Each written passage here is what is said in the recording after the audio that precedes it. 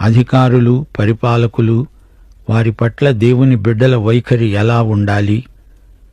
మనము సంపూర్ణ భక్తి, మాన్యత కలిగి నెమ్మదిగా, సుఖముగా బ్రతికే నిమిత్తం అన్నిటికంటే ముఖ్యముగా మనుష్యులందరి కొరకు, రాజుల కొరకు, అధికారులందరి కొరకు విజ్ఞాపనలు, ప్రార్థనలు, యాచనలు, కృతజ్ఞతాస్తుతులు చేయాలని హెచ్చరిస్తున్నాను. దేశాన్ని, రాష్ట్రాన్ని పరిపాలించే నాయకుల కోసం మనం ప్రార్థించాలి. ఇది క్రైస్తవులందరి బాధ్యత. అనగా దేవుని సంఘం ప్రార్థించే సంఘం. అనగా క్రైస్తవులు దేశమంతటి కోసం ఎడతెగక ప్రార్థించాలి.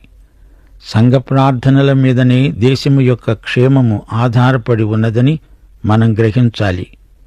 అధికారుల పక్షాన విజ్ఞాపనలు చేయాలి.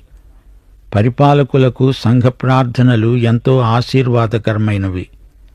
ప్రభుత్వం ఎలాంటిదైనా కానీ దేవుని బిడ్డలు తప్పక ప్రార్థించాలి. పౌలు ఈ మాటలు అంటున్నప్పుడు రోము చక్రవర్తి నీరో, అతని కోసం పౌలు ప్రార్థించాడు. క్రైస్తవులను ప్రార్థించవలసిందిగా కోరుతున్నాడు. మనం సంపూర్ణ భక్తి, మాన్యత, సౌఖ్యం కలిగి జీవించాలి. ప్రశాంత జీవితం మనకుండాలి. నిశ్చింతగా బ్రతకాలి. అందుకే మనం తప్పనిసరిగా ప్రార్థించాలి. ఏదో ఒక ప్రభుత్వం ఉంది, అసలు ప్రభుత్వమే లేకపోతే అంతా అరాచకమైపోతుంది గదా. అది ఎలాంటి ప్రభుత్వమైనా విశ్వాసుల ప్రార్థనల చేత ప్రభుత్వం సరిగా, నిష్పాక్షికంగా పనిచేయగలదు. ప్రభుత్వం మనకు దేవుడిచ్చిన వరమని గుర్తించాలి.